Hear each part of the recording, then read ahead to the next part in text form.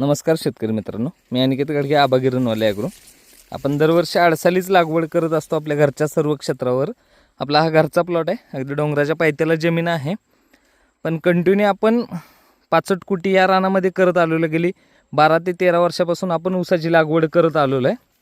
तर 65 कुटीचा फायदा शेतकऱ्यांना काय होतो, किंवा हलकी जमीन जेव्हा येते तेव्हा 65 कुटी केल्यानंतर बेनिफिट काय होतो, तर आपण बघू शकताय. एकदम जे कसदार जमीन, उपजाऊ जमीन जी म्हणतो, अशी जमीन तयार झालेली आहे. आपण जवळपास 12 ते 13 वर्षात जेव्हापासून ड्रिप इरिगेशन आलं, हे रान असं आहे की एकदम त्या बाजूला तो एकदम एंड आहे ना, तिथं आल्यानंतर एक खड्डा आहे, ओघळ आहे.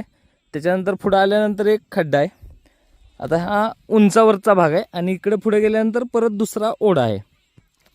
या रानाला 1 2 जवळपास आपले 6 चेंबर आहेत. 3 एकर क्षेत्र आहे, पण 6 चेंबर आहेत.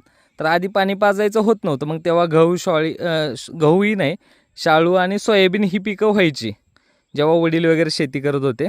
आता जरा ड्रिप इरिगेशन जेव्हापासून आलं तेव्हापासून आपण ऊसाची लागवड करायला सुरुवात केली. ऊसाची लागवड जेव्हापासून करायला सुरुवात केली तेव्हापासून दरवर्षी 65 कुटी या रानाला आपण करत गेलो. आता पूर्णपणे माती तयार झालेली आहे, जमीन उपजाऊ झालेली आहे.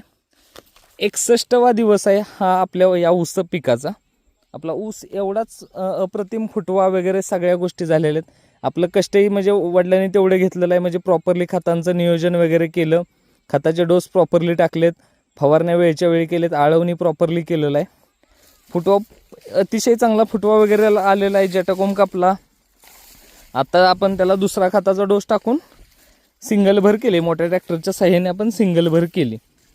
तर 65 कुटी करणं याच्यासाठी गरजेचं आहे. जे हलकी जमीन असेल त्या रानामध्ये तर 65 कुटी सर्व शेतकरी मित्रांनी केलीच पाहिजे, या मताचा मी आहे.